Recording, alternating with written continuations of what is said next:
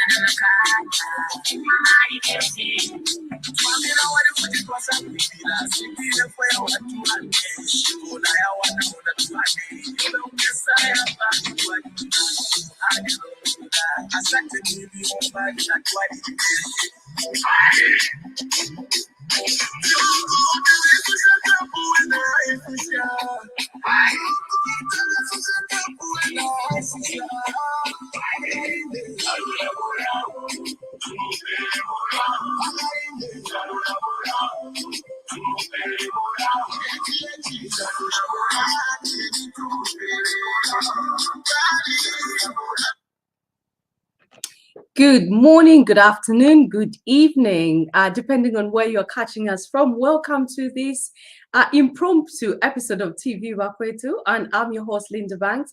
Now, this is a terribly exciting episode, even though it's quite late. It's probably about 23 hours or 23:31 to be precise, Central African time. And I'm just curious as to why you're up Why are you still up this time? It's 22:31 in the United Kingdom. Let's have a look and see who are those insomniacs. Limpo says, good morning. Good morning. It's good morning. Where are you, Limpo? And congratulations. Okay. Oliver says, congratulations. Can you just tell us where you're watching us from to start with? Let's just have a look and see who's awake and why you're awake. Can you just inform us why you're awake this time of the night? We are here to keep you company and to have a quick discussion on what has been happening in the Republic of Zambia. Some terribly exciting news for obviously our governor as well as a lot of other people. We have Sid saying Ichalona Manone. Okay. Di Vashen Achani. Vashemi Vaka. Okay, you have to write that again. I'm sure there's a typo there. Dionko, Gift says Dionko, you're playing that awful song. Oh, I don't think it's that awful. Anyway, we can talk about that later. Limpo, good morning. Dionko, congratulations to Dr. Munshya. Oh gosh, okay, you're diving straight in. Ngosa, where are you watching us from, and why in God's name are you still up?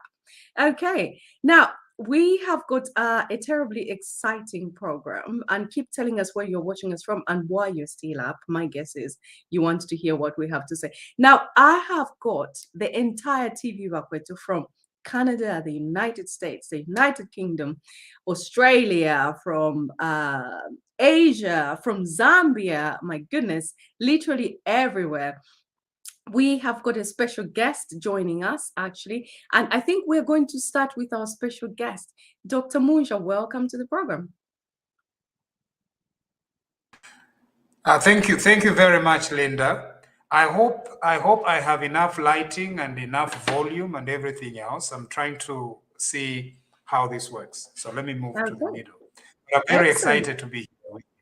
Well, thank you so much for having us. We haven't done this in a very long time. So how are you feeling about your appointment? First of all, congratulations. Thank you very much. I really appreciate all the goodwill and all the good wishes from around the world. It's amazing it's very humbling to receive all this, and I do believe that we are up to something, and I'm very excited for this opportunity to serve. Excellent. Now, a lot of people have been saying that the president should have considered you for a legal appointment as opposed to an ambassadorial appointment. Being that you are an expert in legal matters, you're a legal ego, what's your reaction to these sentiments? Well, I think the president does appoint us to responsibilities that he sees a good fit for us. He was elected by the Zambian people so that he could make exactly these judgments. And after having made the judgment that I could serve as his envoy to the Commonwealth of Australia, I accepted, and I feel very, very privileged to be able to. That's really good. I'm really hoping that the Zambian network internet connection, well, actually, I shouldn't say that because sometimes I have terrible internet connection because I live in the middle of nowhere. Dr. Munshya, are you still with us?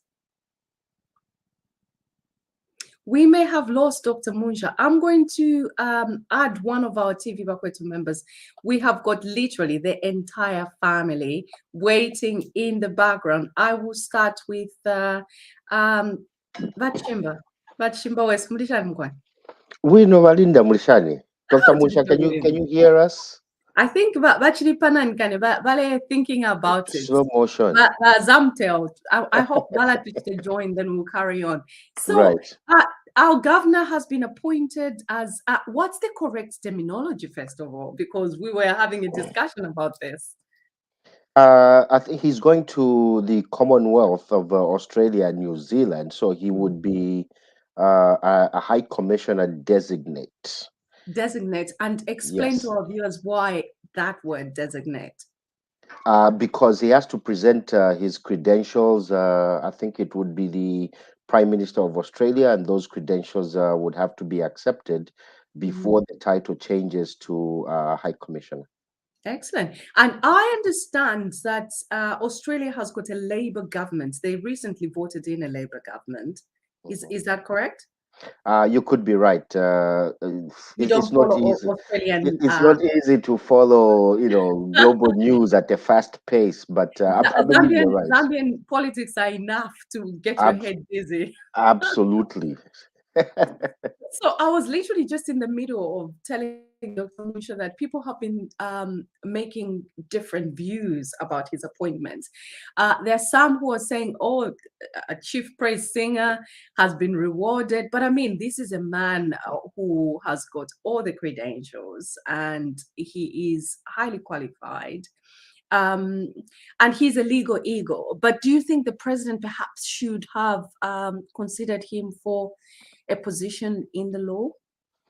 Um, I think, like he said in his preamble, the president has the powers to appoint any Zambian of good standing in a capacity the president deems that person would be effective. Um, it's heartening, quite frankly, that the president is looking out to Zambians in the diaspora to be part of his program. You see that, of leading the country and taking the country to the next level, Yeah, right? For me, what's very important is, first of all, the credentials that Dr. Munsha comes with, yeah, right? And I would obviously love him to use those credentials for the benefit of our country.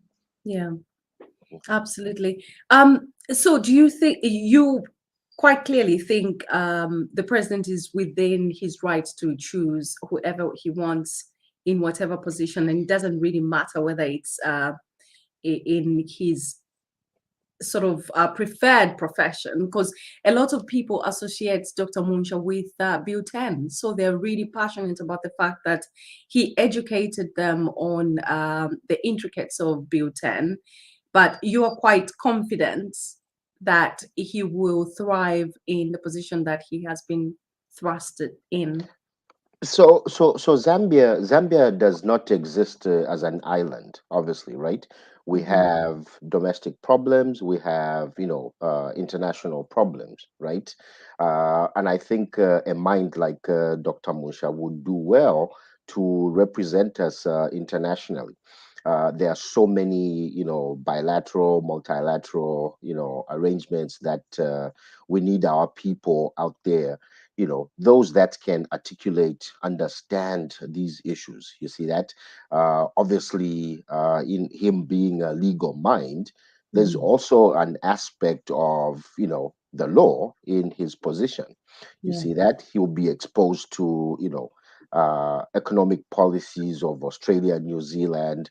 How can he read into those and send them back home so they can be adapted to our environment? We'll be looking at international trade. How can we leverage, his knowledge in the legal scheme, vis-a-vis shoring up international trade, for instance. Yeah, and I noticed that during the swearing in session, the president did mention that he may be involved in that process.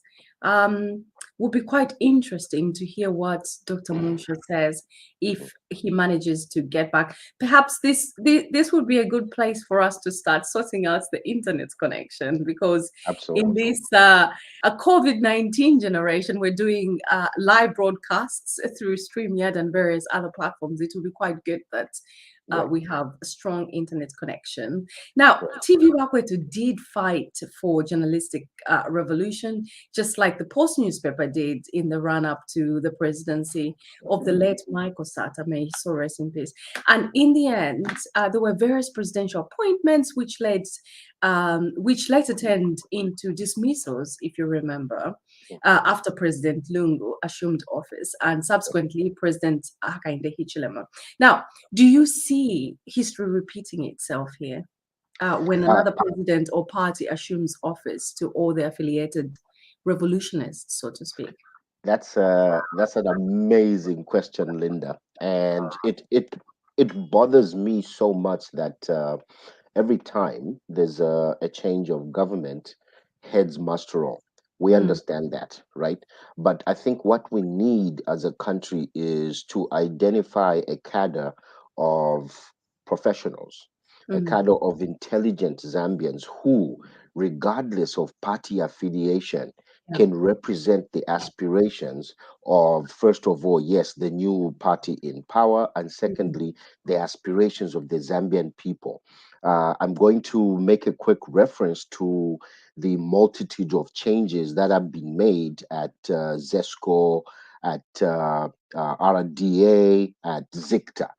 You see, the suspicion that somebody belongs to this political party and this party is no longer in power doesn't mean or should not translate into, that individual or those individuals to lose their jobs. Why? Because say the UPND is in power for the next 10 years and there are some individuals serving in parastatals, right? They would have gotten the business model. They would have made changes that are beneficial, for that parastatal and ultimately for the country. We don't need to get rid of such manpower. We need to develop on the basis of what was started. Otherwise, we're just going to be reinventing the wheel. You see that?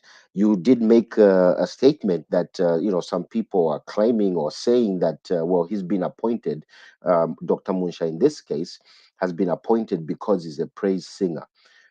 Look, where did the term Muzunguwanga come from? Even white people do these things. You see that? But for me, it's not a question of him being a praise singer or anybody being a praise singer. It's what they bring to the table. What is it? What value do they mm, bring to the table, the Zambian table, that could change the way things have been done? Linda, one of the most important factors in mm, all these appointments is continuity. It's very, very important. We don't want Dr. Musha to be High Commissioner to Australia for the next 5 years or may hopefully 10 years. He does a great job. Governments or parties in power change after 10 years. Somebody else is taken to Australia. No, we need to build on what individuals in these capacities start. absolutely. Now, so once he takes office as High Commissioner to Australia, what do you think should be his first priority? I think his first priority must be to assure staff in the High Commission of his commitment to quality. Okay, because like we've said, a change of government means people's jobs are at risk, right? I think what Dr. Munsha needs to do is carry out a quick audit of who does what. What's Mm, their role in the High Commission? What's their productivity? You see that? What's their contribution to achieving the aspirations or the goals of the High Commission? Dr. Musha should not look at individuals in that high commission and say you supported NRP or Socialist Party or Democratic Party or mm. Patriotic Front. No, please identify the value that you are going to find. Obviously, not everybody is as productive. If those people are due to be returned to Zambia to be recalled, yes, Mhm. but do it on the basis of value. So value is quite key in this aspect. Um, Absolutely. yeah, absolutely. So there is quite some reported, some people who've reported that embassy staff um, um, enhancing this bureaucracy and they haven't moved on with accepting a change of government. How are they going to deal with like a new person coming in when they've been used to doing things in a particular way. What's your view on this? The hardest thing to do, Linda, private corporations, public sector, is to accept change, right? That's Yeah. hard for some people. I've always said, on many platforms that I think Zambia or Zambians politicize everything, which Mhm. is a very, very big problem. You see that? If you were a sympathizer of the Patriotic Front and they are no longer, in government, right? What you need to ask yourself is, who am I supposed to be loyal to? Where does Mhm. my loyalty lie? Where does patriotism lie? Am I a patriot to a party, or am I a patriot to the nation? Mhm. These countries out here that you see advancing, it's because they are patriotic to their countries. I can be a Joe Biden supporter, for instance, but if Biden goes wrong in terms of policy and I Mhm. don't like it, I don't appreciate it, it's going to be bad for the country. I need to step up and say, Mr. Biden, you are wrong. And Mr. Biden needs to receive that feedback in a positive, constructive way. Nobody possesses the monopoly of knowledge. That's why Mhm. mistakes are made. But we live in an environment in our country where any negative feedback is frowned upon. You Mhm. become you become an enemy of the people. No, I'm giving feedback because I'm trying to make a contribution to the well-being of my country. Yeah. Thank you so much. And I've just had a message from Dr. Munshya. Unfortunately, the internet connection in Zambia is atrocious. Hopefully, in Australia, it will be a little bit better. So, we're just going to discuss the things that I wanted him to touch on. And hopefully, I will have, together with the rest of the team, we'll have an opportunity to discuss all these various issues with him, because I think it's imperative. We're going to hold him to task, as we Right. always do with all our leaders. Just because he's our governor doesn't mean that he's going to escape that. Um, Absolutely. yeah. So I think if you cast your mind centuries ago, our first president, the late Kenneth Kaunda, focused on recalls and redeployment as opposed to dismissals when there was a change of government. What should Zambia do to maintain this positive legacy, and also to ensure that there's that continuity when it comes to provision of leadership and care, so to speak, to the Zambian people in those various embassies or countries, so to speak? Oh, great. I'm not sure if you misspoke when you said whenever there was a change of government, because there was Well, there never was a change. change of obviously, like different. The UNIP government was like 27 years, Right, and then there was MMD, and then there right. was well, MMD The actually PF. there was a Michael Chilufesata was still in the MMD, and there was Right, Mwanawasa, and then there right, was Chiluba right, within particular parties. I did misspeak actually, right, right. but when there were changes in administrations and they Mhm. focused on more recalls instead of dismissals, so because this is an important aspect. There's those Right, people who are career diplomats and right, not politicians, so it's right, quite important that they are transitioned into right, another role instead of right. being fired like it's been happening in the Edgar Lungu administration, so to speak. Well, I think it must relate to the terms of condition of employment. Yeah. Once you're sent in the diplomatic, so you have to understand one thing. I can be maybe a director in the Ministry of Foreign Affairs, Mhm. and because of maybe my extensive experience, dealing on behalf of the country, maybe at an international level, Mhm. right? I'm singled out as a potential diplomat, Yeah. right? Now, I'm leaving my substantive post of a director in the Ministry of Foreign Affairs to Mhm. take up a diplomatic posting, right? Then the government changes, a new party comes into power, right? Yeah. that they just can't fire me because those were not the conditions of my employment. They're going to recall me, Yeah. and if there's space in the Ministry of Foreign Affairs, give me back my job, or a similar level job. So I think this is what transpired. I think these appointments for most are backed by the conditions of employment they had. Now you can talk about, well, Dr. Munshya has never been, in government. He's never been a civil Yeah. servant. You see Yeah. that? But his conditions of employment will require that when or if he's recalled, he's redirected, right? They'll find something for him to do. Yeah. If he doesn't want to take up that new opportunity, then he can leave the table and say, hey, I'm going back to private law practice. Yeah. Thank you for this offer, but no thank you. Yeah, thank you so much. Just one last point on that one, actually, Rachim.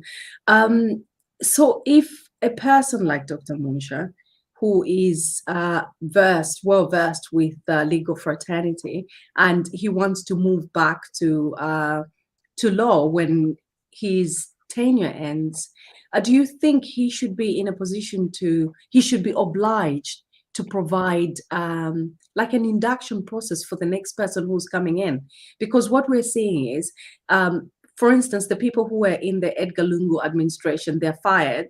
And then the people who are moving in, I've had an extensive conversation with Dr. Munshya. He's moving into Australia and New Zealand, and he doesn't get induction from the person who actually was in power then or was holding that position. Do you think that should change, or perhaps government should just provide an alternative induction package? No, they do have an alternative in induction process, right? They're not just going to send him as is, right? They're going And to figure it out teach him, himself. diplomatic etiquette, Yeah. protocols and things like that. In terms of getting orientation from the person they are succeeding, I'm not sure about that one. It's like, Linda, you report to work tomorrow. Your director was fired the previous night. You see that? I think it's a similar situation. But I do think, or I know for a fact that the Ministry of Foreign Affairs does have an induction or orientation process for newly posted diplomats. Okay, thank you very much. Vaniki, welcome to the program. I hope your internet connection is going to hold. Our governor's internet connection has given up completely, which is a shame, but we will try and catch him at some point. Now, I want to find out from you, Nikki. We know our governor as a man of values and culture and tradition. How do you think he's going to ensure that a young Zambian generation in Australia does not lose that Zambian culture?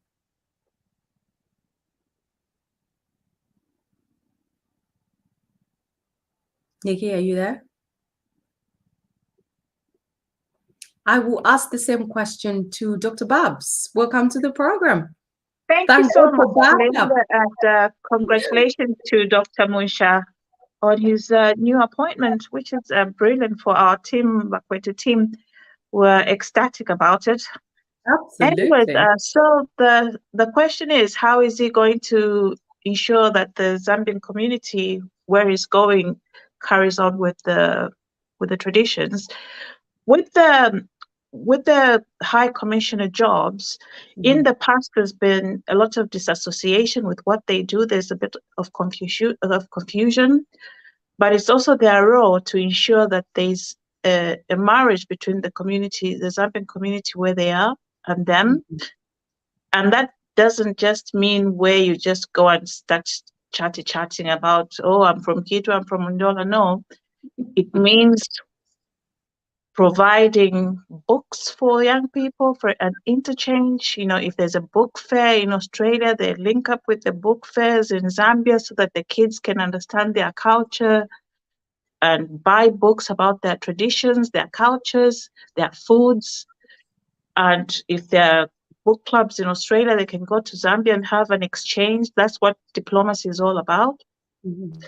And then a lot of people have been talking about he's a lawyer. I think you went through it earlier on. Mm-hmm. A lot of times as Zambians, we get so carried away with the big names of people's academic progress in life, and we forget about the skills that make you do the job.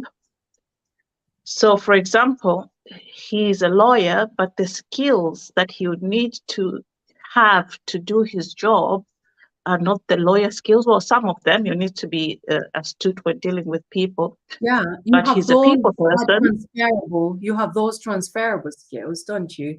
From Yeah, him you have the transferable skills. Yeah, those are the transferable skills. Those are the important things that he would need in his new job.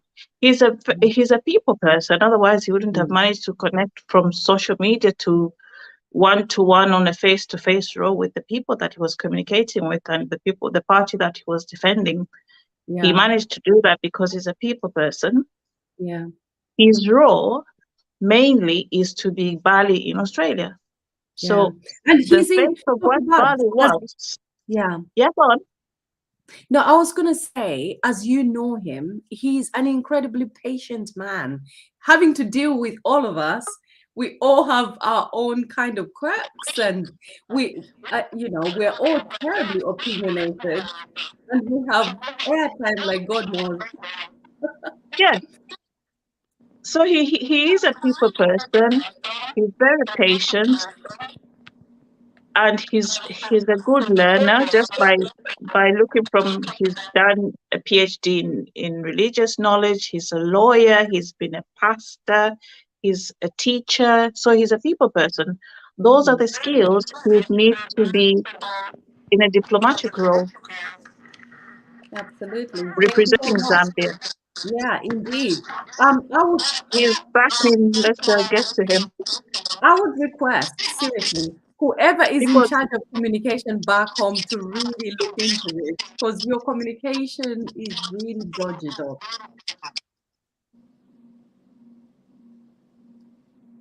Can you hear us? Do you have another? There was an echo. Is it me or somebody?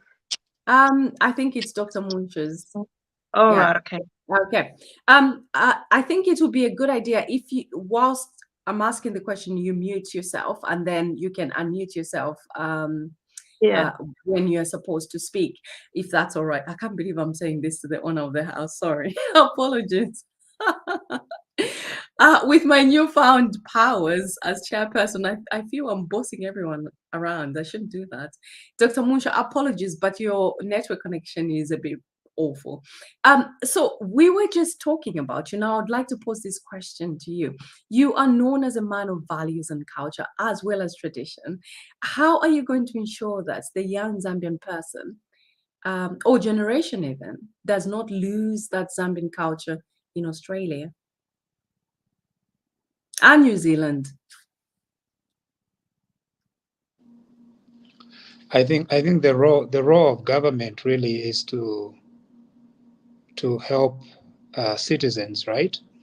It's not really the role of government to bring up children in the home, but it is the role of government to support parents in the upbringing of children. And so those that would be looking up to government help to try and enhance culture in the children, they'll find a great partnership amongst people in the government, and that's what we're hoping to do. It's really about parents ensuring that they impart that culture with government encouragement, with government support, with a government that prioritizes our Zambian values. And so that is what we hope could happen to Zambians in the jurisdiction where we are serving as diplomats. But more than just that, the president did mention today during our swearing in ceremony that one of the challenges is, I can't remember whether it was after the session itself or it was during the session, was that access to Zambian documents is pretty poor in the diplomatic service at the moment. Zambians must rely on their diplomatic missions. Yeah. And He we must specifically talked about provide, the passport, access to passport. we must provide those services, because those services are actually that cultural link with the citizens. And I hope that when each and every family applies for those documents, they are going to feel a connection that is going to want them to connect with Zambia and connect with their culture. And so that is definitely a huge priority. Excellent. So what should Zambians in Australia expect from you once you get into office? I think the president has already told us exactly what we are supposed to be doing in very clear terms. First of all, we expect to have economic diplomacy, and that is look at how Zambia can be that attractive investment destination for Australians. Also, Australia is a very huge mining country, and so we are hoping to look at things like technology, knowledge transfer for our citizens. Currently, there is a huge student population in Australia from Zambia. And so how do we tap into that? There is a lot that they can teach Zambians in Australia as well as Zambians at home. So there is this very huge potential that lay in a country such as Australia, and we are looking forward to exploiting that. Okay. So what should Zambians, actually, Dr. Munshya, can I just request that whilst I'm talking, you mute yourself, because the audio is terrible. Thank you. Yeah, it's quite terrible here, believe me, and yeah. Okay, lovely. So my question was, what 7-point plan do you have to market our country, Zambia, to the Australian business community? What? Do you have a plan on how you intend to market? Could you kindly mute yourself when I'm talking? I feel terrible having to say this. I'm the chairperson now. I have to tell you to do these things. Apologies. Only because that the audio is really bad. Do you have like a in business you always have like a 7-point plan or a 5-point plan on how you're going to do this or the other. Do you have a plan on how you're going to market Zambia to the Australian business community? If so, what is it? In broad terms, the president has given us that instruction to go and be marketing officers. Now, he is the chief marketing officer, but we are marketing officers under him. Yeah. On the 7-point plan or anything like that, we are going to get back to our people, and I will personally come and tell you about the specifics of that plan. But we are going to be marketing officers. We are going to be liaising with potential investors. We are going to be talking to people that want to finance projects in our country. We are going to be talking to mining companies that are already doing what they are doing in Australia. We are going to talk to mining companies that already have investments in Zambia. I don't know how many they are and what they are, but we are going to look into all that. And that is what we hope to do. Excellent. When you just lost connection, me and Bachimba were talking about how people are saying that the president should have considered you for a legal appointment as opposed to an ambassadorial appointment, being by virtue of you being a legal expert or a legal ego, so to speak. What's your reaction to these sentiments? To what extent do you agree to this? I think actually most diplomats in our history have been lawyers. And so there is nothing absolutely strange about a lawyer being a diplomat. Diplomacy is actually founded on the legal profession, including ambiguous legalese in the way statements are drawn and everything like that. Mm-hmm. And so I don't expect that to be a problem at all, because diplomacy is one of the roles that a lawyer can assume. And I am very humbled by the privilege to serve our country using my background as a lawyer, my background as a preacher, and my background as a broadcaster from TV Raquet. Excellent. Viewers, if you're just joining us, welcome to TV Raquet. This is a very late TV Raquet presentation, and there's hundreds of you joining us, which is bizarre. I don't know why you are not asleep, but for us, we're terribly excited that our governor has been appointed as the ambassador to Australia and New Zealand, which is terribly exciting. It's just, we always say that there's service at the heart of TV Raquet. Everything that we do, this is a voluntary service. We've got a whole bunch of TV Raquet members who are supposed to be in bed.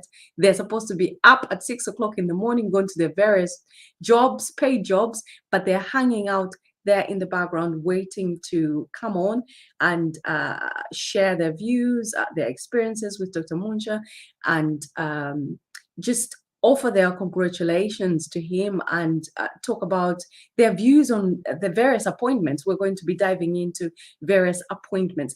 But if you're here watching us, as I can see that you're watching us from YouTube, thank you so much, from Facebook, from LinkedIn, from Instagram, that is incredible. Thank you very much. Don't forget to keep sending us those stars, because it's those stars that keep us in business. This is a voluntary service, as we keep banging on about. So the stars will help us to continue providing you with quality broadcasting.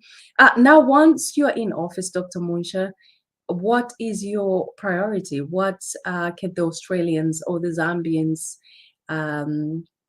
in Australia expect from you? What are your priorities? I think our priority is to meet every Zambian that we can meet. I know that a mission as large as Australia requires a lot of money to run, a lot of resources. So we are going to be as open as possible within our resources. Australia is a very large country, and yet to receive more briefings about the nature of the country, the culture of the country, the size, the spread of our people, where they are. But that is going to be a priority. The second thing is to look at economic opportunities and economic exchanges between Zambia and Australia, to look at the business opportunities that are there, and also to look at education. Are there schools in Australia that are willing to have Zambian students? And if so, are there schools in Australia that are already doing that, bringing in Zambian students? And how are Zambian students doing? And how can our country tap into that knowledge base? And so those are some of the priorities. Okay. So you've probably heard this, a diplomat is always a diplomat. But lately, we have seen some, could you kindly mute yourself, Dr. Munshya? Sorry. Thank you. Like I was saying, a diplomat is always considered as a diplomat, but lately we have seen some recalled diplomats and some who have been dismissed, and they've turned into politicians. One particular one we've hosted on TV Raquet. What's your view about this? Should a diplomat always be a diplomat, or are they allowed to get into mainstream politics and aspire for leadership in terms of leading the country one day?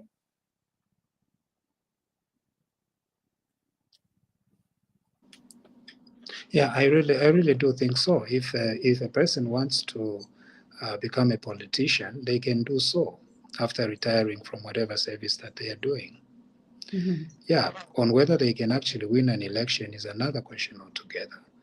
And so people should freely participate, and the people of Zambia have the liberty to choose.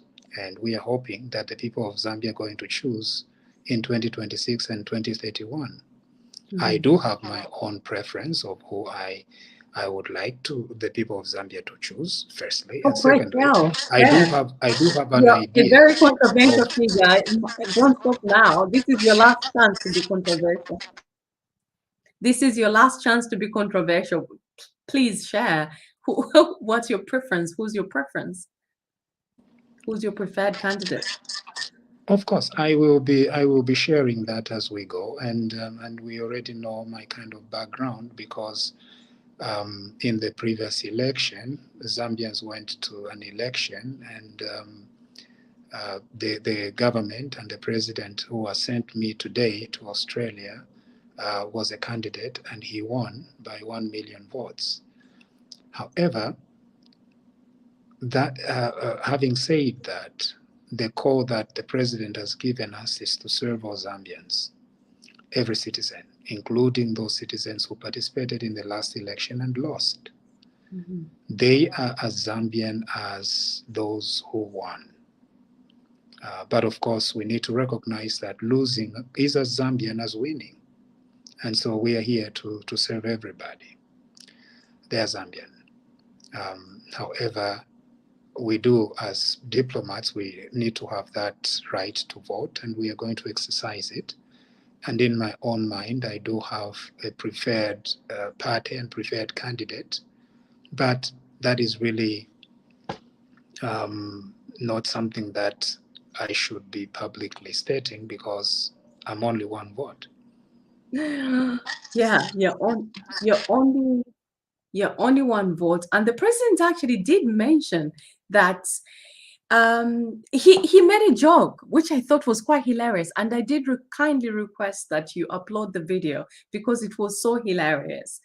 I've come to realize that this president has got a wicked, what we call in England, in Zambia, they'll consider this disrespectful. But in England, it's referred to as a wicked sense of humor. He does have a sense of humor. Just a few days ago, he talked about, I think he mentioned how lastborns even should report to him he's coming back from his trip. I thought that was quite hilarious.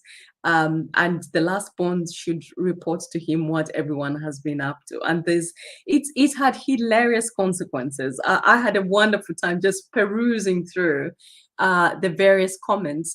And one of the comments was about the song that we played earlier, where this PF aligned group of musicians decided to jump ship very quickly and started singing praises for the president. What's your view on that?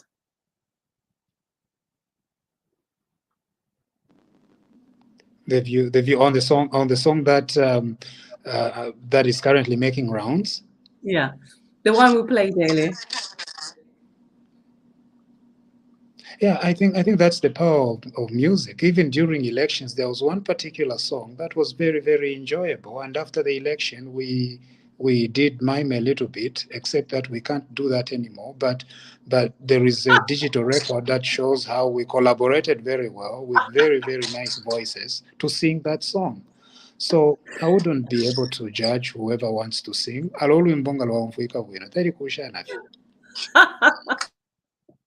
Yeah, you did with Norman Chipakpaku General. That was hilarious.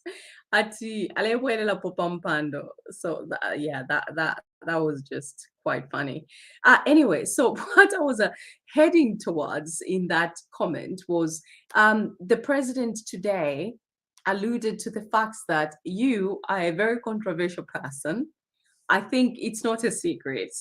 You like to speak things in jest, and you like to poke and provoke.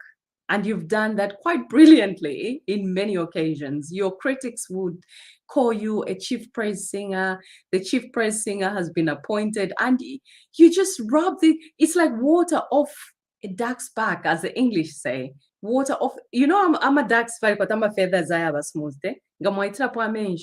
It just slides, and that's you. How in God's name do you manage to do that? How can I emulate? How can the team, the TV Raquet, emulate that? Well, the strength of TV Raquet is that it is a collection of voices and different temperaments. I think for the 1 year that I have been the leader of TV Raquet, it may have taken on a little bit of my character. And so I do hope that as TV Raquet advances into its future, it's going to continue to serve our people. On whether it will be like it was before, I'm not sure. But what I know is that this collection of voices is going to continue. And of course, the president did refer to that. It was very, very humbling for the head of state to be able to say that I know what your strength is, but I know that on this other side, what your strength is might become a little bit of a weakness. And so that is something to think about and reflect on very deeply. And I'm very humbled by what the head of state said today about what he has seen we have done. Because sometimes what we needed to do when we were running for office might not be what we need to do in order to run the office. Okay. Are you able to mute yourself? I think you're practicing quite well this ambassadorial thing. The past less than 24 hours, I think you are on the right track. You're not terribly controversial and very obliging. Like me saying, would you kindly mute yourself? You just like doing it. So I think you're on the right path. And I'm doing it deliberately just to test you so that what the president said you should embrace actually sticks. Now, I was asking one of the TV Raquet family members how you as a man of value and culture, how you intend, you made reference to this earlier. I asked you a little bit earlier, but do you think, like, your love of Kalindola, do you think you're going to share na Australians shala, all that collection that you've taught us? Do you intend to share a bit of that with the Australians? Or like ati you know, you have to behave civilized? No, I think Kalindola music is one of the most civilized music in the world, because look, Kalindola addresses very, very common themes in our lives. Namsonda ati bwana ngataripo ashararetova o pole pole o bapasta changwe ati nine pasta changwe njiswirako or all that music. It's very rich, very cultural, very civilized. And if we have to come up with a genre of Zambian music, it has to include some sounds of Kalindola. And I would like to challenge our modern musicians that they need to try to work on that, try to see how they can incorporate some of that sounds. You know, I think if you almost a decade after the last Kalindola guys had Sorry, passed Dr. on. Munsha, sorry, I'm sorry to interrupt you. Vaniki, are you able to mute yourself? Sorry. Are you? Yeah. Vaniki, if you could kindly mute yourself before you come on. Dr. Munsha, please carry on.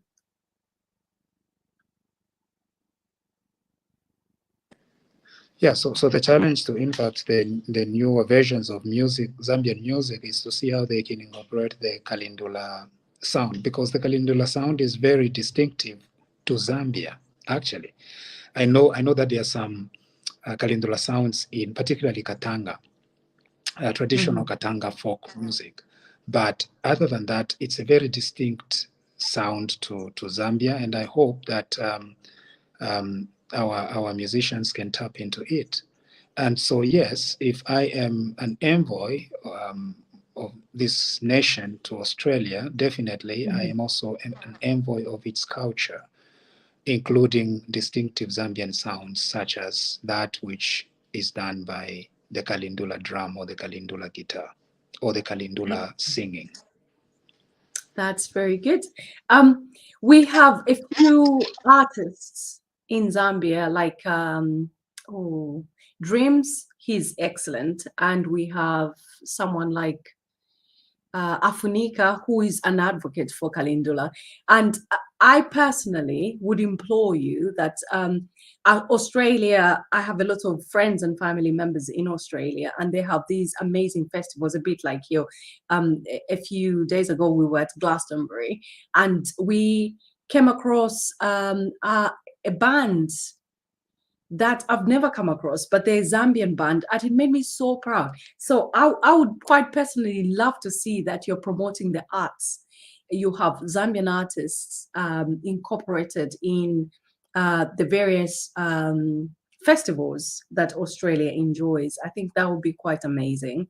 And when we come to visit, we would like to see that happen, especially the Kalindola. Afnika, I think, is just brilliant when it comes to that. Now, I'm going to add a few Raquet family members. We've got Nikki. Hopefully he'll be able to join us. Mukelevai, welcome to the program. And what do you have to say to Doc? He is the new ambassador to Australia and New Zealand. How incredible is that? I feel we should be charging Wohaka and Dehichlema 10%. They're still, I mean, he's stealing all our best people. General is gone. You're gone. I mean, Chimba, Jacqueline is gone. So maybe what are we going to be left with? We need to start charging 10%. Otherwise, we won't have anything to work with. Munshya, good evening and congratulations, my brother. You got it. We saw this coming, and finally, our prayers have been answered. Thank you so much. We are proud of you, and we want you to represent us well. We katula baba wish. I will repeat myself. Do not forget us. Do not forget where you came from, your humble beginning. You are a humble man, you're a man of God. Please listen to the people, to their cry, and if at all you have answers, give them answers. If you don't, tell them the truth. You are the best representative, and we are so proud that you're a product of Vakwetu, and we know that we have your support, and we just hope that you still gonna continue carrying the flag of Zambia. Don't be beka tupoka Australians imwe. Just make sure that you are back home where you belong. And the other thing I wanted to say, my brother, is that remember your people. I'll keep on repeat, and remember the party that ushered you into that office, and stick to your profession and do the right thing for greater good. If Mr. President, the big man that appointed you, makes a mistake and you see it, don't be scared to tell him, sorry, apapena wakateka na mrufyanya. We don't want you to be a bootlicker. We want you to be honest. Thank you so much. Mr. Vimbe, who is very next to where I am, literally next door, Brighton. The best of the best, the cream de la cream of Zambian product in the United Kingdom. I can attest to this. Welcome to the program. Thank you very much. Your sentiments, Linda. And thank you. And how is everyone? And congratulations, Dr. Munshya. You really deserve this position. As I'd already said to my colleagues that I'm in two places. However, you've mentioned that the one place that the first one is this position that you've got is very good. Australia just went through an election. The Labour Party won, and they won on the basis of climate change. So green technology is the big thing. And I think being in diaspora, you do very well in that area to bring out that technology transfers you've already mentioned. They've done so well in solar. They worked with Tesla to build batteries for wind farm. So there is a lot in Australia that Zambia can learn, and some of them you've already mentioned: agriculture, education, and also there is tourism. You've got New Zealand as well. So that's very good. On the other part that I wasn't okay about, because you've been the face of that group of people that really stood up and that continues to stand up to strengthen the narrative of the new government. And I hope us who are remaining free without those shackles that you've been given now, hope you will continue to do that. So it's a well-deserved appointment, and thank you, TV Raquet, for providing the leadership that is required. That's what I can say. I also want to just bring the point of this change of government and changing of personnel. I think that is a key moment. However, I think there are two levels. So at the ambassadorial, high commissioner level, those are the political appointees. Those are the vision carriers of the government of the day. They can be, moved according to change of government. However, in the previous years, these positions have been made useless in the sense that they became dustbins for people that have failed somewhere. And exactly. Thank you. Then, for the junior ones who are really supposed to be pure civil servants, that cadre was packed by cadres, political cadres with nothing. That created a situation where diplomatic missions became really useless. And I'm happy to hear Dr. Munshya talking about the mission as being the interface that connects the Zambian to the homeland. And I hope the actualization of the dual citizenship is going to kick in, and Dr. Munshya, you're going to take that. Mr. Wimbe, you can be rest assured that we will hold him to ransom on that one. Thank you so much. Very, very important. Thank you so much. I don't think you will escape that. But Nikki, do you have your internet connection sorted? Are you here?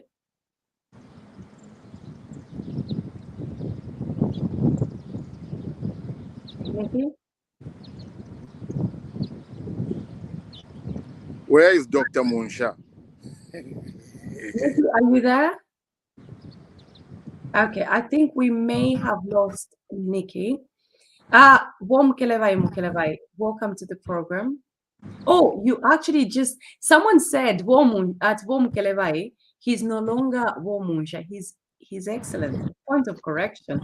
And no, thank you. Thank you for that correction. I will call him His Excellency. Excellency. And it's quite new.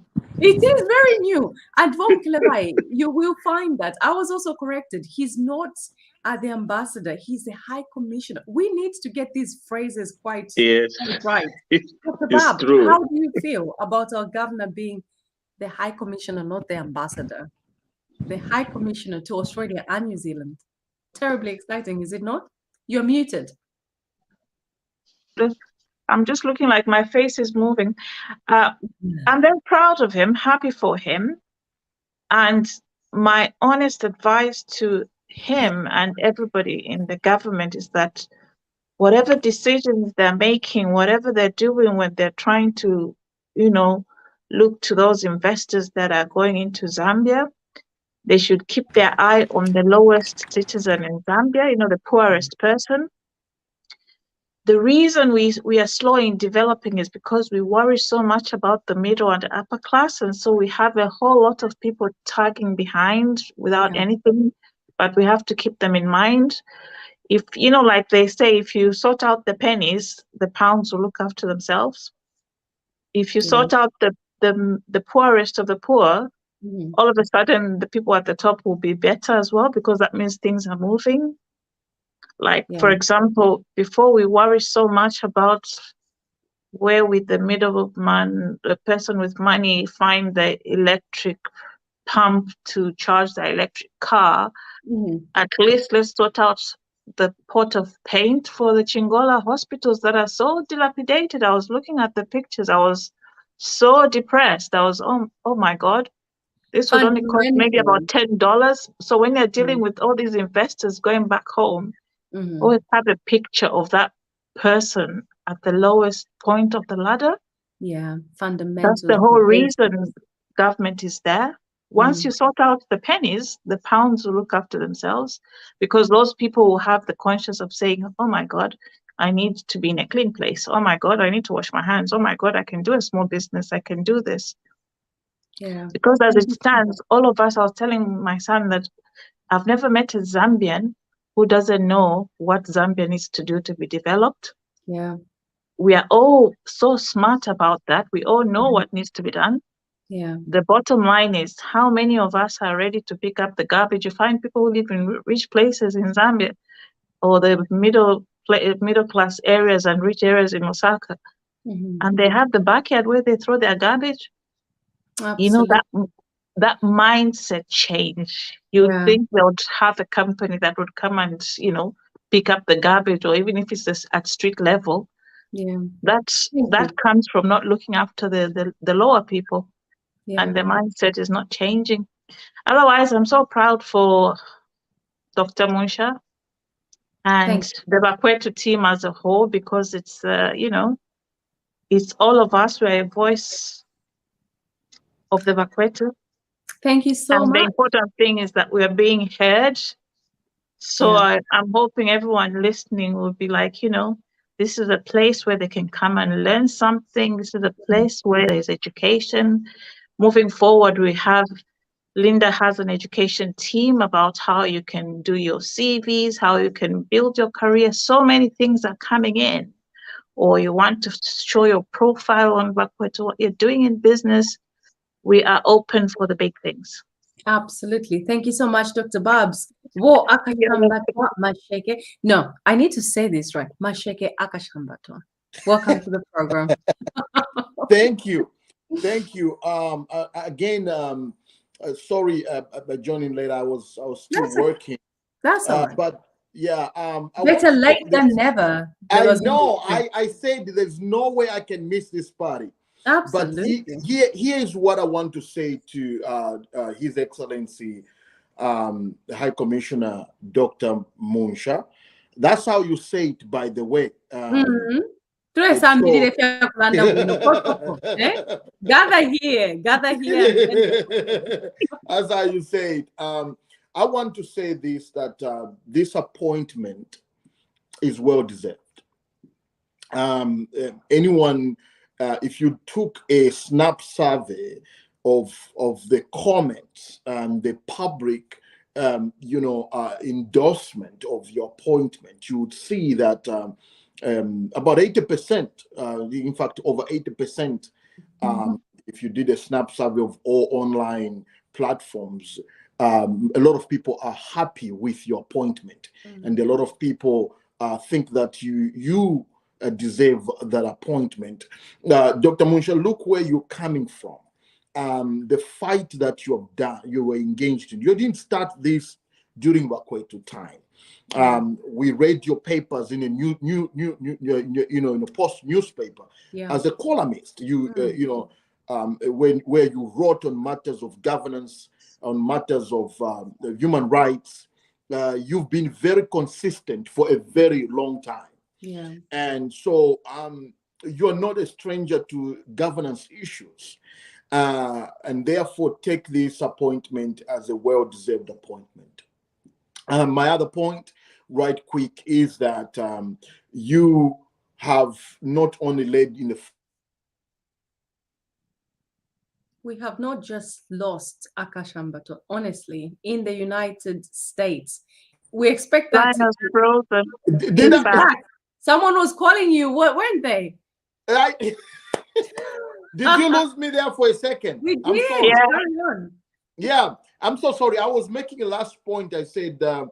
Munshya, this is a well-deserved appointment, but not only did you fight this fight of good governance in the forefront, you brought others as well to that front. You brought out the TV Raquet crew and gave them a platform where they can as well, join in the fight for good governance for our people and for our land and for the Republic. My last point is that please carry this responsibility with the humbleness that it deserves. You're a man of God.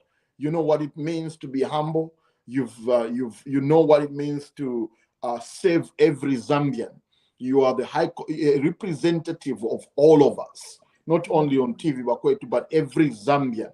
You are our representative to Australia, and remember why God has put you in this position to serve His people.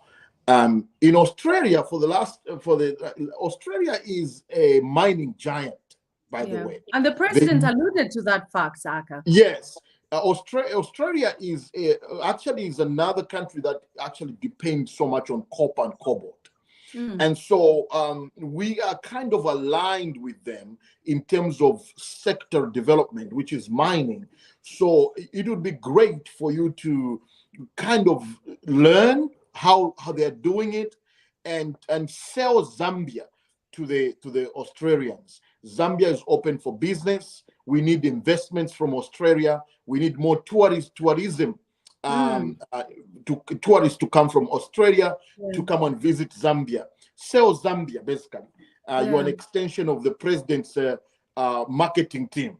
Thank you. I love that. I love that. Sell Zambia to the Australians. Australia is a holiday destination. Every person who thinks of holidays, I don't know about you guys in America, here in the United Kingdom, you want to go on you want to go to an exotic holiday. If you're not going to Zanzibar, you're going to Australia. Right. But we want Zambia to be the exotic holiday destination. And I implore the Minister of Tourism to literally get in touch with us, and we need to market Zambia. Yes. And Dr. Munshya really is in the right place to market the Kalindola music that he absolutely loves. Please do not market those awful socks.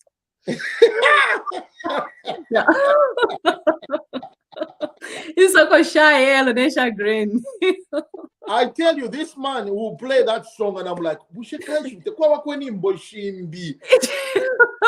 no, jokes aside, I think the music is just epic. The tradition, the rich culture, the humility that he exudes. I think we are really keen to see Australians now flag Zambia. I want to see that.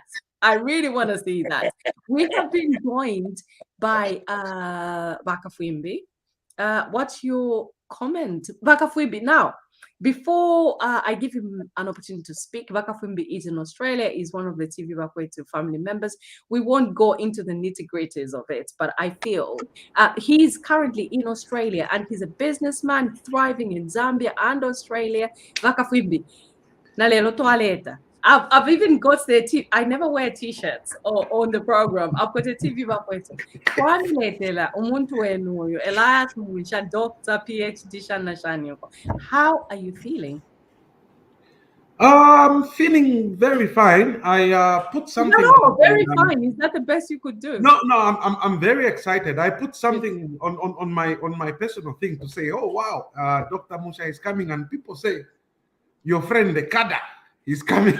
I said, okay, I'll leave this. So, But the thing is, but- why do you think people feel bakafwimbi? Yeah. Why do people feel like it's an offensive word to say you are a cadre? You should be a cadre for your country. yeah, no. I never thought about it like that. I put something and I was laughing. I was looking at my phone saying, oh, yeah, finally a cadre, your friend is there. So I said, okay, I'm going to leave this. But for me, it was very exciting. I'm very happy. I'm not going to go into the nitty-gritties. I don't know where the High Commissioner is here.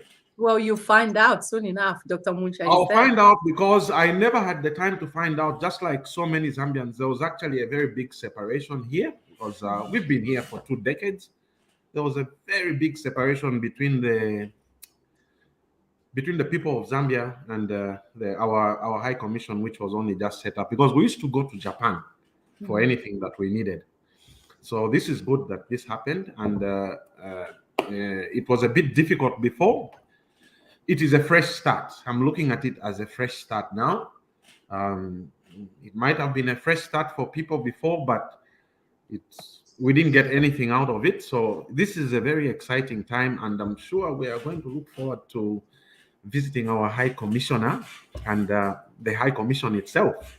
But congratulations to Dr. Munshya, Your Excellency, congratulations. And we are looking forward to see you. We might miss you. I don't know how long your credentials will take to come because we Zambians in Australia, we are also launching something within the next 2 weeks in Zambia. So we are going to be at home in Zambia. But if we miss you, we'll come back straight to Canberra and come and see you. No, we are all going to be in Zambia for that event. To support I'm learning so much. Maybe Vaniki will stop having these. Vaniki will stop having these problems. Hopefully, everything goes well. Yeah, we'll come and support you. Brilliant. Dr. Munshya, thank you so much, Bakafwimbi. Dr. Munshya, what's your view on that? You've got TV Raquet in Australia. How do you feel about that? That's very exciting, and so I look forward to networking with Bakafwimbi and several other Zambians. We've had a very good relationship with Bakafwimbi. We come from a very good time of TV Raquet, and I hope that relationship will continue. And I look forward to seeing you, Bakafwimbi, you and the family, and several other Zambians. So I would like to appeal to all the Zambian organizations in Australia and New Zealand. I'm on my way. Let's link up. Let's meet. Let's begin talking as early as now, and such that when we land in Canberra, we've already got that relationship established.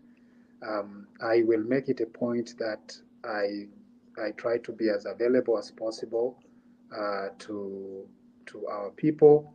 Now, I know that traveling across Australia implicates resources, and so I don't want to commit myself to something that may not be available in terms of resource-wise. But God willing, resources permitting, we are going to meet Zambians in specific areas of Australia. Thank you very much. Don't worry about Munshya. The money will be there. Sorry, speak through the chair, please. Through the chair, sorry. Yeah. The money will be there. We are grabbing money from the PF, that store. So you have money. Only Mkeleva can get away with something like that. You're grabbing money from the PF. That is interesting. Well, it's exactly past midnight. Yeah, 45 minutes past midnight, and people are still awake, which is quite fascinating. It's a terribly exciting time for all of us at TV Raquet.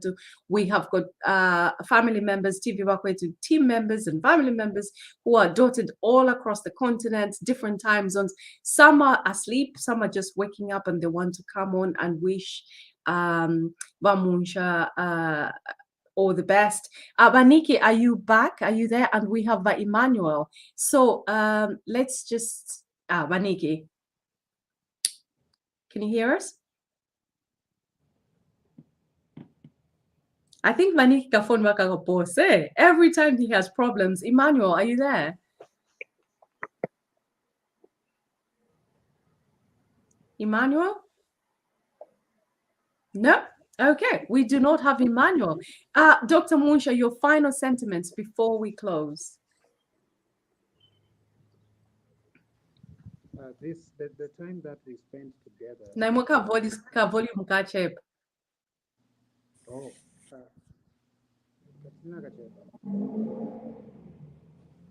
Can everyone hear Dr. Munshya? No. No, He's Dr. so Munshya. faint. It's very faint. Internet, I hope Australia can improve. I'm doing internet young Zambia. He lives a lot to be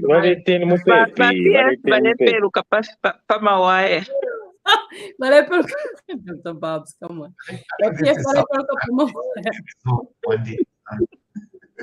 Dr. Munshya, are you there? Abale chinjama settings. Yeah, I'm trying to. Is the volume okay? Is the volume okay? Yes. No, you're faint. Now you're faint, but a bit. Could you increase your volume, please? Faint? No. Nakakambidwe kanachinja manje kanankala kawo high commission. Sorry. Let's speak through the chair just so that everything is in order. I can see Vaniki saying Wolungu has stepped on my line. Does that make a difference? Yes, that's yes, a lot. Vegetable. Dr. Barbara, please stop. Now, I'm a vegetable. Honestly, you can't go without. Can we just talk about Wolungu's vegetable chit chats? At Valela, can commute briefly, sorry. At Valungu, at Navasanga, new talents speaking to vegetables.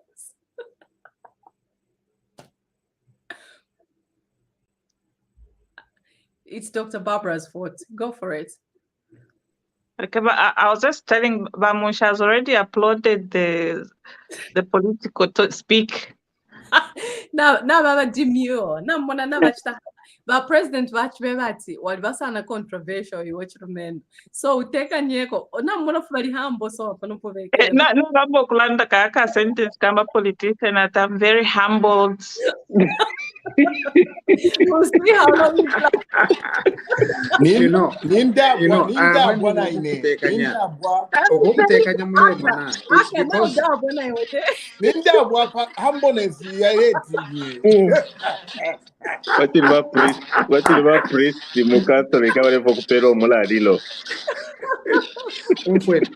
No.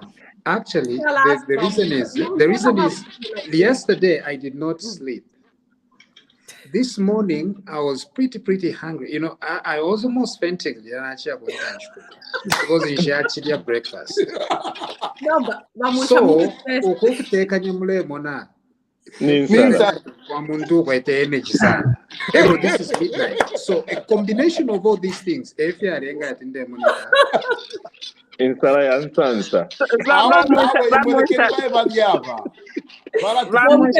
on Facebook was asking at hairdresser already Munshya, I'm sorry, because your sound is somebody on Facebook was asking at Baba Teperesha Kulibati, I think who's your hairdresser? Now she big up a page of Munshya at caption this. So for that who's your I will let him go and eat some Munshima. Now, Aka, listen to this. So Dr. Munshya calls all of us, Milo. I think of she. And we were talking for an hour. And for an hour, we're like, in so chagrin, yellow. So you're telling me that it was an emergency wardrobe? It was audited. It was on audit.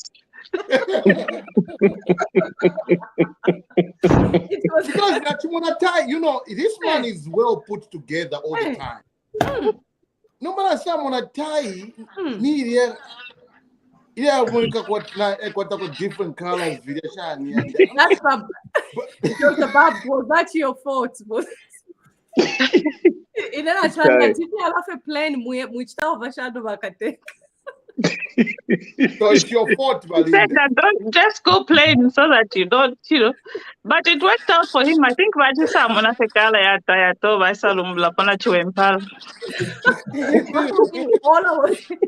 I was concerned about. That tie is from Mirenge. Yeah. But all I didn't want to see personally, I was categorical. We do not want to see anything yellow, imun sapato, green. Oh, the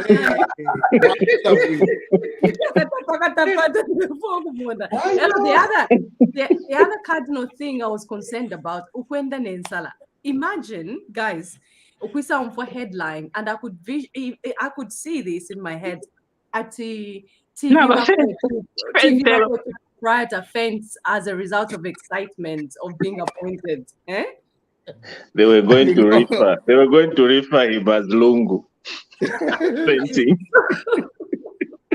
So to Ushaba governor. Now Mudia. No.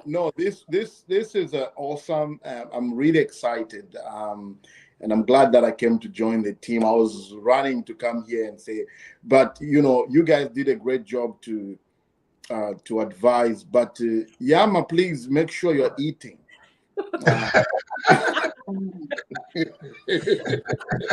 Kutina ipshapo. Kutina ipshapo. When is Munshya going to be out of Zambia?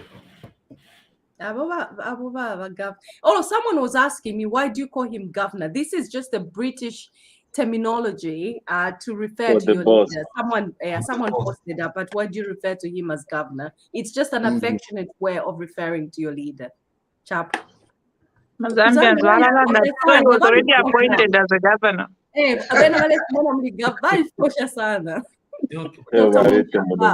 How long are you there for Zambia, Munshya?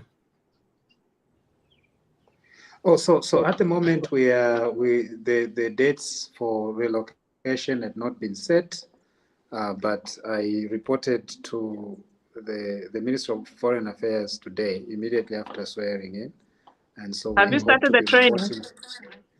To be reporting every day, and we have several briefings and key ministries briefings and diplomatic training and several other trainings. So on a passport, yeah, change. Okay, the reason. Hold on. Sorry. Who's speaking? Can we speak through the chair, please? Who's speaking? Yes, please. Because I think Mwachimpera Chitechi, so that I can ask Munshya. The reason why I've asked is because Munshya is aware of this program where we're doing this internet-based thing, and I know we've been very quiet of late. And disappeared. We've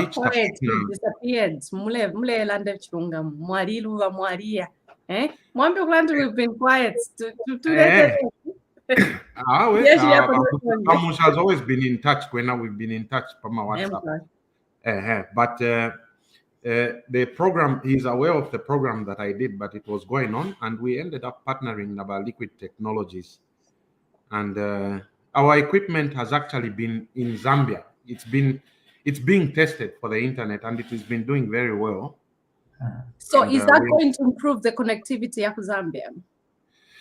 I'm sure Obama office and everyone, when they're using Liquid Internet, it is so perfect. Okay. When they're using the Wi-Fi. Okay, thank you so much, Baniki. Yeah. Baniki Babako connected. Hey, thank God. Hallelujah. Maybe the Carnival land. It doesn't really have the chance. Oh. You're muted. You're on mute? I mean, through the chair. Nick, you are muted. You're still muted. I think sound did it low, Nikki. Muka file ko phone please close trade. Phone ni internet. So okay. I think we will have to call this. Vaniki, I'm terribly sorry. Your network is pretty appalling. It's so awful because you have some. Can I ask a question? Insightful. Mvana male shapa number. Ninero. Vamkelevaye. Something. Is that Vamkelevaye? No. No, my sister. Is my volume sounds like that one? No. Or my voice? Can I just reveal the fact that in that setting, I can't actually see properly who is speaking. That's why it's important. It's me, Babimbe. Oh, right. Okay. Yeah. Please. I just wanted to ask you Kafwimbe something. Kafwimbe. Yeah, you've just mentioned Liquid Telecoms. I think that's the one that I normally recommend when you're in Zambia. Yes. Although their network is based on still Wi-Fi. Yes. Are there any, you've heard any proposals for proper fiber broadband? Or are we going to jump, is Zambia going to jump to 5G to get the same speeds as the normal broadband? Okay, I cannot answer something based on AMA plans for a company. I'm just a partner that has been incorporated at the moment. For the last 3 months, we've been testing my equipment, and that is one of the dreams that Miles Sampa had, to bring connectivity in a lot of places, in public places. Liquid has got fiber running through, that I can state, that it's got fiber running through most of the country. They've got fiber running through most of the country, even in Chipata, in Mansa. They've been opening nearly every week and everything. So what's happened is that my product is going to go there to give people that access to people having a Wi-Fi network. And it's going to be cheap to be on the phone because of the shared internet cost. And when I speak to Musha, actually, when he's got time, he can pass through Liquid and see my office at Liquid with my boys. Thank you, Dr. Fwimbi. Thank you so much.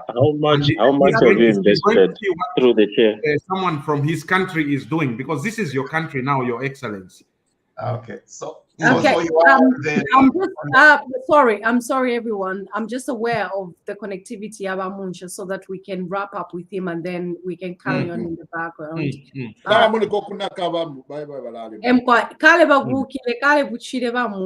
Now, Dr. Munshya, just before we release you, TV Raquet did fight for a journalistic revolution, just like the Post newspaper did in the run-up to the presidency of the late Michael Sata.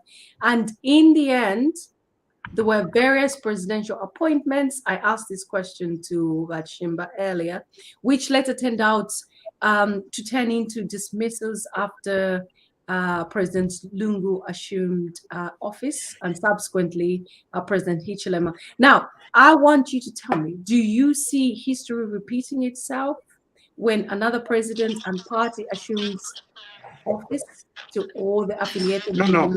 I think I have very terrible internet, and so we could, in fact, come back and discuss this at an appropriate time. I'm wondering, this is almost 0-1. But your question is very important. But today I think Yashupa. Okay. Can you hear me though, Dr. Munshya? Can you hear me? Dr. Munshya, can you hear me? Balwa? Zambia internet bonkers. Okay. I think I will ask Himbe that question. Can you hear me? Yes, I can. Okay. Did you hear the question? The question was, I think, I follow through is the way staff turnover is handled when change of government. Yeah, because that's a critical issue when it comes. What was your question, Linda, again? The question is it good to have people in those positions being recalled whenever there's a change of government? There's this kind of recycling of diplomats. For me to answer that question, I'll just cast you to the way the US government does things, even in the UK.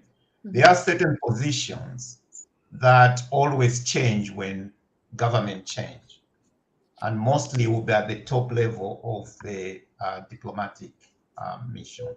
As I said earlier, those at that level are normally political appointees, and they tend to carry the policies, the vision of the government in power. Yeah. Then you've got probably from deputy ambassador to the attaches and the whatever. Those are purely career diplomats.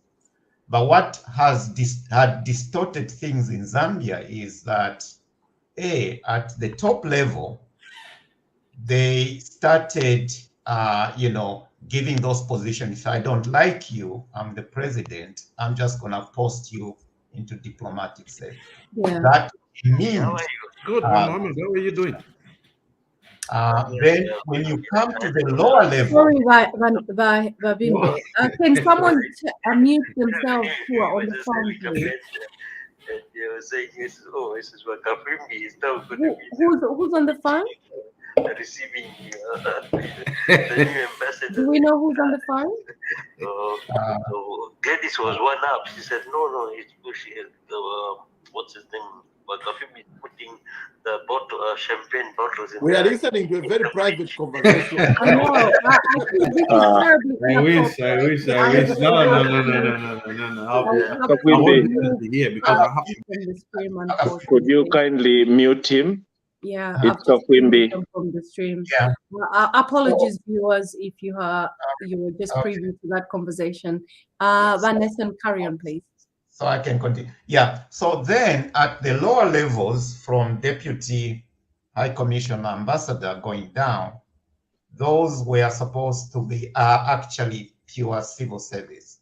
You take the people that have got the right skills in certain areas that you want to pursue to support the high commissioner, because the government has set the trajectory, which currently is economic diplomacy. However, there are also those civil service personnel that are attached, i.e. the military, immigration, finance. Those are also attached. Those are pure civil servants. So when those are recalled, I think their tour of duties normally 5 years, they are recalled, they go back to their ministries. Yeah. But what happened, I don't know when, whether it's 10 years ago or 20 years ago, was that cadre of diplomat became,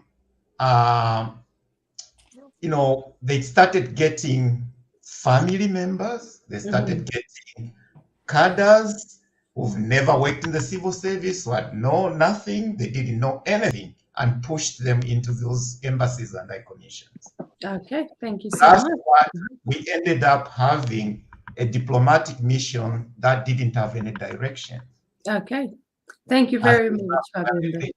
So I'm sure with the new government, I think I hope we'll get back to the way it used to be, during Kaunda's time, long time ago, because I know my uncle used to be a diplomat at that time. Okay. Thank you so much. Thank you. Aka, what do you think should be done to ensure that diplomats are not basically just going on holiday? They should work. What do you think this government should do to ensure that, for instance, our governor doesn't just go on a perpetual holiday to Australia? First, we will roast him ourselves. Exactly. I wanted to tell him that he is not going to be spared of criticisms, but I think one of the things that will probably help is what the president is doing, appointing people on merit. Yeah. And also, like what Bimbe said, is to try and put people in those positions that are career civil servants.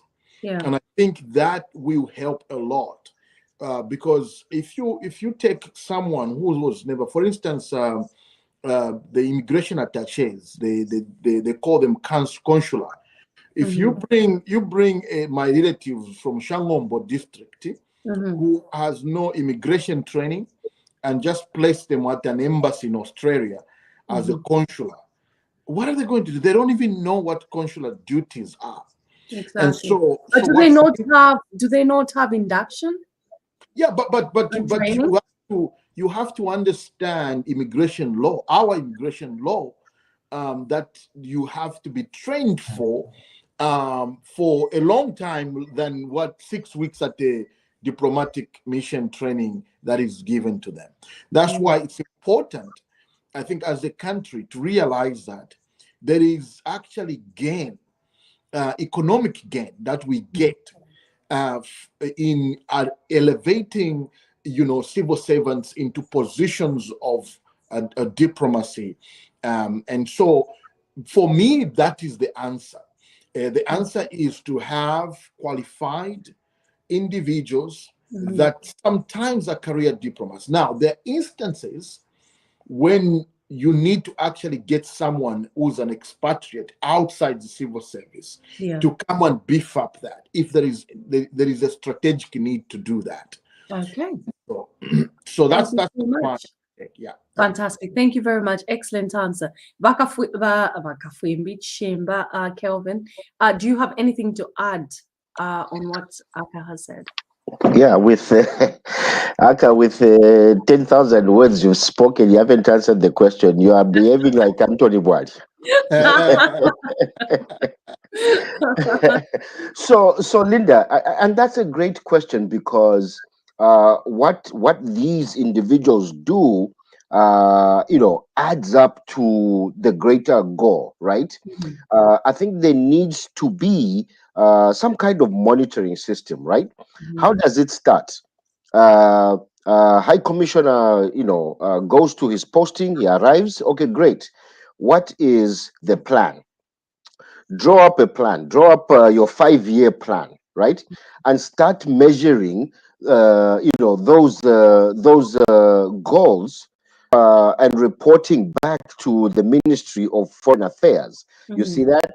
If you set out to that year encourage foreign investors to bring 200-300 million, into the country, in Zambia, for instance, right? And that year you only managed to bring in 50 million, then we missed the goal. However, we achieved something. In the modern age, things must be measurable, right? I don't believe that intangible benefits must supersede tangible benefits. You see that? Because intangibles, you can't measure them. We need tangible results. There has to be a monitoring system. And it must start with, first of all, the High Commissioner monitoring his staff, setting yearly plans, right? Okay, this is what we set out to achieve. What have you done? This is December 31st, 2022. What have you done? You've, exceeded expectation. You have not met expectation, and things like that. There has to be then, some committee back home in the Ministry of Foreign Affairs that is going to evaluate the performance of the diplomat, the ambassador, the High Commissioner. That's the only way, because if we let it to these individuals to just go and sit and lavish and mix up with Zambians and have parties, trust me, there's nothing that is going to happen. We will not reap the benefits of having missions and embassies in foreign countries. Thank you. And I'm sure I did better than you, Aka. Linda, let me quickly kind of add on, just kind of as an extension of that. I think you're right. You actually, your submissions are right, but those systems exist actually. In fact, diplomats, they have a function where they report to at the Ministry of Foreign Affairs, and I'm sure Dr. Munshya will probably be a better person to speak to that.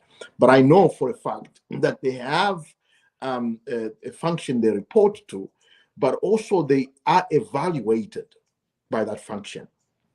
But you get one of the things I wanted to mention is that the scope of work that diplomats do are not very narrow, you know, because they have thematic areas that they have to actually look at. There is a political, there's you know, for you mentioned, I don't know who mentioned here about I think Mr. Bimbe mentioned about the military and security attaché. They have it's like the commission, the high commissioner runs it's almost a mirror government at the mission. Okay, thank you so much. Can we have Dr. Babs? Thank you so much. Important submissions, Aka and Wachimba. Dr. Babs, you're muted. Thank you, everybody. You've really given valid points and excellent points as a matter of fact. The other thing, I'll give you an example for what is lacking with our embassies, what I think Munshya and all the people that are being appointed should look at is the barest minimum things to start with, which is who does what, who will pick up the phone when I want to do something, depending on the role that they're doing. I'll give you an example. Today, if I say tomorrow morning, I'd like to sell paracetamol to Rwanda, I can call the Rwanda embassy. There's a telephone number. There's a person I will need to speak to. And it's, you know, it's there. It's not hidden under the table. They're transparent. We need transparency in our embassies. If a person wants to go on holiday to, say, Kariba Dam, or they should find readily available information. They should find leaflets right there. They don't need to speak to somebody. How do I find this? How do I find that? It should be in the waiting room. This is where you can go. This is the website. This is all those things should be readily available. And then their work should be target-based. You can't plan something for a year without anybody checking. They can do it in small bits, like, okay, they want to see who does what. Maybe they're worried about health and safety for the Kajam boys in the Copper Belt. So they want to improve on health and safety for those people. They can say, let's see what Australia is doing within the next 3 months. Mm-hmm. If they don't find anything, then they ask themselves, what have we done right? What have we done wrong? Why haven't we gotten the outcome to this? Because that's quite urgent. Those Kajam boys need health and safety. They need to be taught. They need somebody to just go on there. It's a 1-week job to tell them this is what you're supposed to be wearing. This is what's supposed to keep you safe. This is what you're supposed to do. All those things, they can find them in Australia and say, how did you manage to do this? What can we do to improve ourselves? And how can we implement it, or how can we, have an exchange program? In our country, there are people who are doing this. They are good at it. They can teach, other people as well. But we want this other level of education in exchange of ideas. But it has to be simple. You have to have the information readily available. Okay. I want the passport. The information should be right there. This is the number. This is the form. You call it. It's 3 days. It's 4 days. You pick it up. Lovely. Thank you very much. Thank you so much. And the president did allude to that fact. If a person wants a passport, for goodness sake, it shouldn't be so complex. There should be simple procedures to follow. By Manuel, are you with us? There's another Zambian connection. I think Zambia is having... are you there, by Manuel? Perhaps not. Okay. Just a second, sorry, Babimbe, just a second. Wakafwembe, I think should be coming on after that, just so that we give everyone equal talk time, and then I will give you an opportunity to come in. Wakafwembe, do you have anything to add? Or Womkelevai, actually? No, he's not coming in. Womkelevai, do you have anything to add to what Dr. Bab said, or Babimbe, or Aka? Thank you so much. Yes, please, I would love to say something. Mm-hmm. We always have something to say. Don't we all? Yes. Much of we appreciate, of course, the challenges that our ambassadors or high commissioners faces in these foreign offices. Yes, like they put it, that we need transparency. And us Zambians, ka element Mr. I know everything just because I possess a PhD. Ask the technocrats. They will tell you. They will advise you. Go get a course on how to run or which information to get from who, when. Then, no, I know this. You can't tell me anything.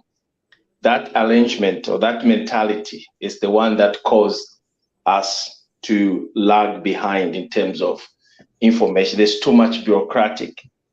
Our government system, just to obtain a simple little document, just a simple document where it just needs a signature of an ambassador, takes us a month. Okay. So it is imperative that these little things need to be avoided at all cost. Absolutely. And our brothers who have been appointed today, they should hold on to their offices, but they should not make the mistakes that their predecessors made. Excellent. So it is imperative that they take care of the work that we've put them to, not to kuyachilisha.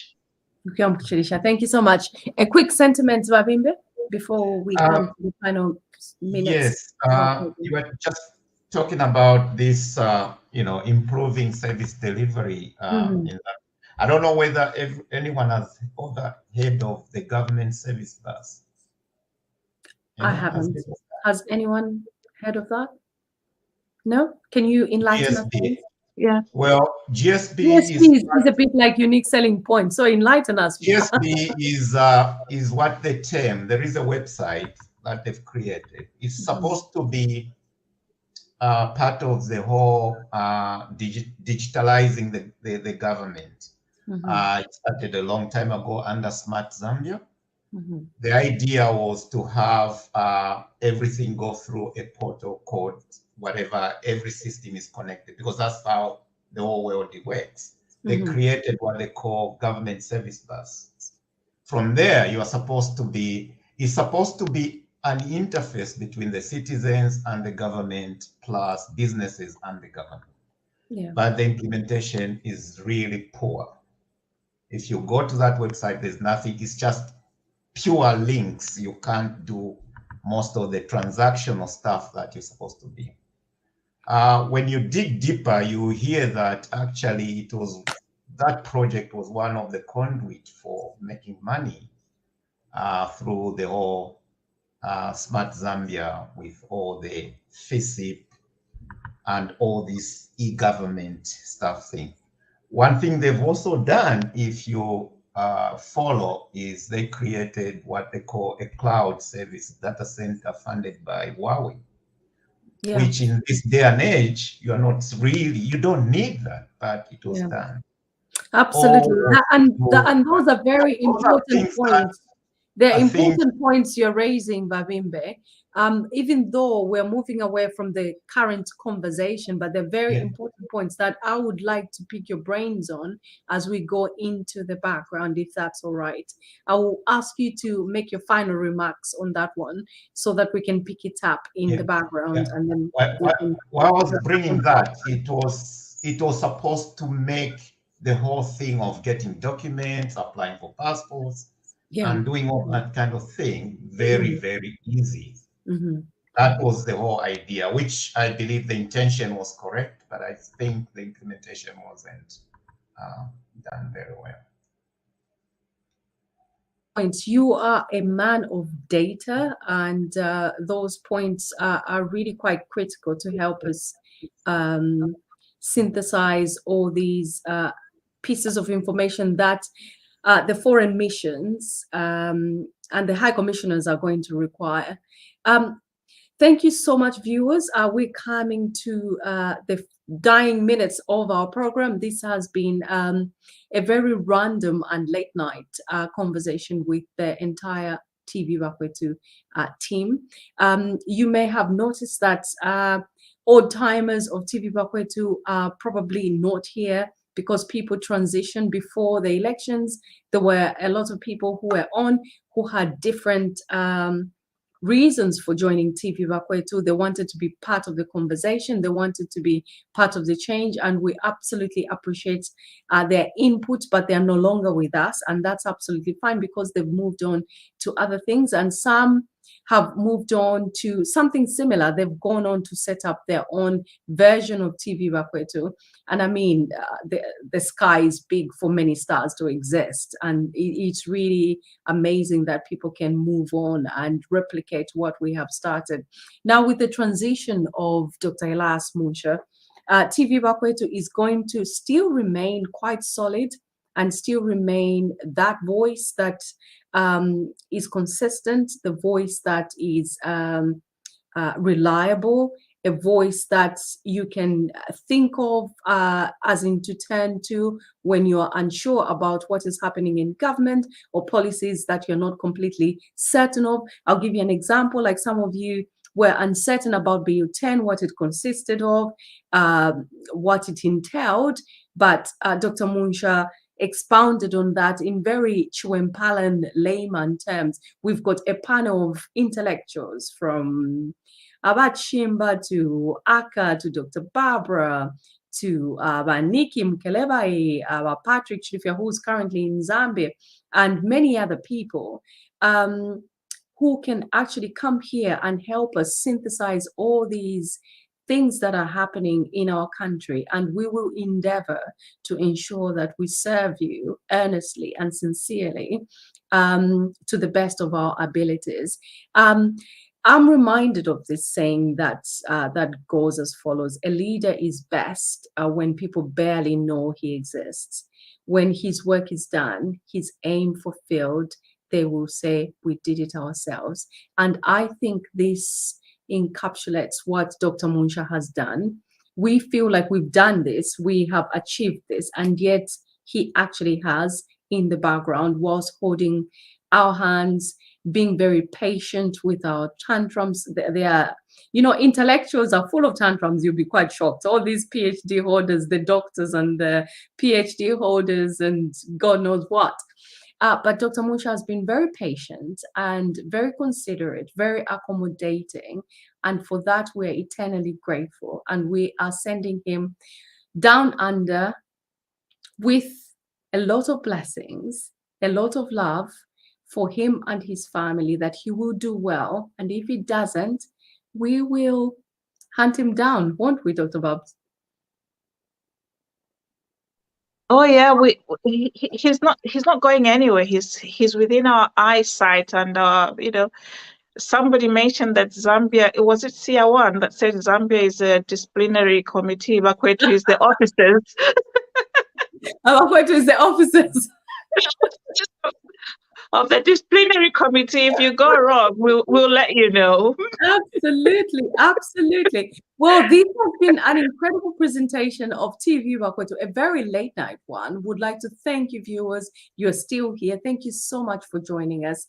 And for those who are concerned that it's going to be a bit different without Dr. Munshya, we share your sentiments. But please don't worry. We've got competent and able professionals who will be here to entertain you, to amuse you, to educate, and to share and reminisce in various aspects of our culture and tradition and politics. This has been Linda Banks, your host, with Nason Bimbe, Chanda Kafwimbi, Dr. Barbara Mkelebai, Bakafwimbi, Nikki, Chimba, and if I've forgotten anyone, please castigate me in the background.